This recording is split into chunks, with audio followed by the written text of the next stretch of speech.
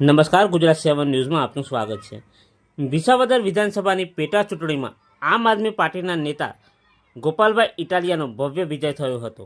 મહીસાગર જિલ્લામાં લુણાવાડા ખાતે આમ આદમી પાર્ટીના કાર્યાલય પર જિલ્લા પ્રમુખ બાબુભાઈ ડામોર, જિલ્લા મહામંત્રી હિરેનભાઈ શ્રીમાળી, લુણાવાડા વિધાનસભા પ્રભારી નટવરસિંહ સોલંકી, સોશિયલ મીડિયાના ઇન્ચાર્જ કાંતિભાઈ વણકર, માઇનોરિટીના પ્રમુખ અમીર મલિક, અનવરભાઈ તેમજ પાર્ટીના ઉત્સાહી કાર્યકરો જોડાયા હતા. આજે વિસાવદરની જીતની ખુશી આમ આદમી પાર્ટી કાર્યકરો ફટાકડા ફોડી મનાવી રહ્યા છે, ત્યારે મીઠાઈ પણ ફોડે.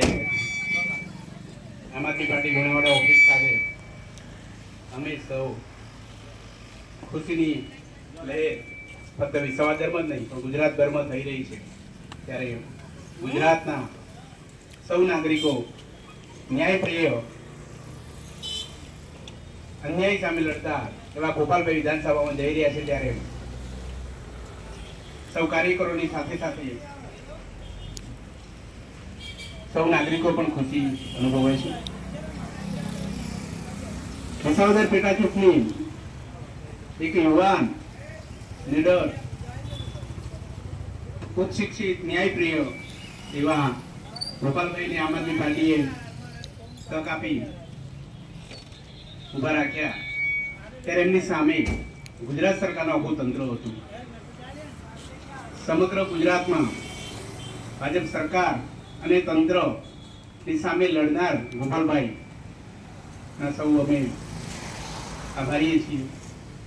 એક મજબૂત નીડર વ્યક્તિ એવા ગોપાલભાઈની સાથે સાથે વિસાવદરની જનતાએ જે વિશ્વાસ મૂક્યો છે એ વિશ્વાસ ખરો ઉતરશે અને એ વિસાવદરની જનતાના જ પ્રશ્નો નહીં પણ આખા ગુજરાતના પ્રશ્નો વિધાનસભામાં રજૂ કરશે એવા ગોપાલભાઈનો અમને વિશ્વાસ છે.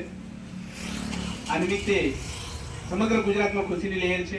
દરેક જિલ્લામાં થકે દરેક ખુશીની લહેર સાથે ફટાકડા ફોડી મીઠાઈ વેચીને ખુશી મનાવી રહ્યા છે.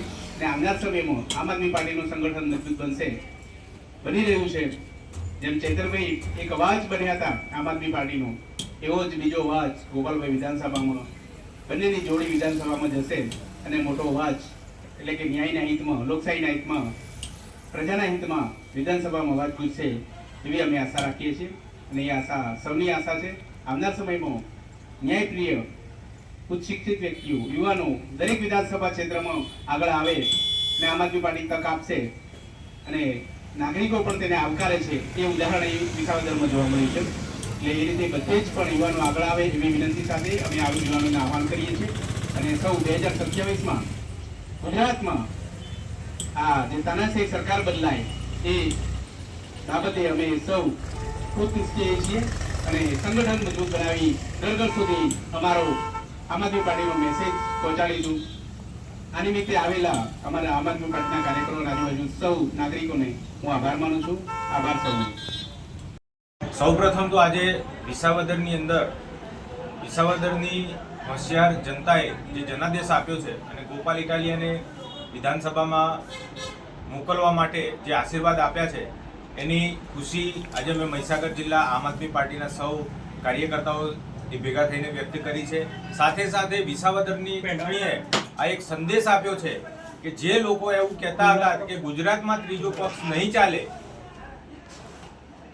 એ સંજોગોની વચ્ચે જે ગુજરાતની અંદર વિધાનસભામાં ત્રીજો પક્ષ પણ ચાલે છે અને સાથે સાથે ગુજરાતના ઇતિહાસમાં ક્યારેય ભારતીય જનતા પાર્ટી પેટા ચૂંટણીમાં જે હારી નથી એવો જે રેકોર્ડ હતો એ રેકોર્ડ પણ આજે બ્રેક થયો છે. અને વિસાવદરની અંદર જે રીતે પેટા ચૂંટણીની અંદર આમ આદમી પાર્ટીનો ભવ્ય વિજય થયો છે એની ખુશી અમે બધાએ સાથે મળી અને મહીસાગરમાં પણ ઉજવી છે. અને આવનારા સમયમાં આવનારી વિધાનસભા, તાલુકા, જિલ્લા પંચાયતની ચૂંટણીઓમાં એક અમે મજબૂત મેસેજ આપવા માંગીએ છીએ કે ગુજરાતની અંદર ત્રીજો પક્ષ ચાલશે અને આપણે બધાએ સાથે મળી અને વિસાવદરમાંથી કંઈક શીખી અને ગુજરાતની અંદર અને આપણા ગ્રામ પંચાયતથી માંડીને સંસદ સુધીના પ્રયત્નો કરવાના છે કે જે સુધારો આવી શકે અને આ સિસ્ટમ સુધરી શકે.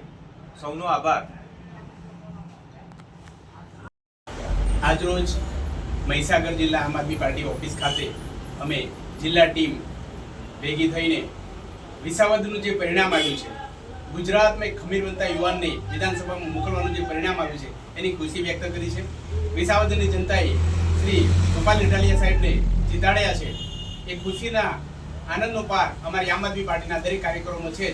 પણ સાથે સાથે વિસાવદરની જનતાના પ્રશ્નો અને સાથે સાથે સમગ્ર ગુજરાતના પ્રશ્નો વિધાનસભામાં મોકલશે, રજૂ કરશે એવો વિશ્વાસ અમને છે. ગોપાલભાઈ આમ તો વિધાનસભામાં નહોતા તો પણ અવાજ કરતા હતા અને પ્રશ્નો ઉઠાવતા હતા. હવે જ્યારે એમને મોકો મળ્યો છે ત્યારે અમને બધાને એમની રાહબરી હેઠળ અમે પણ અમારા પ્રશ્નો લઈને એમને માર્ગદર્શન લઈશું અને જીતની ખુશી અમે વ્યક્ત કરીએ છીએ. સૌનો આભાર. હું આમ આદમી પાર્ટી મહીસાગર જિલ્લા પ્રમુખ ભાઉભાઈ ડામોર.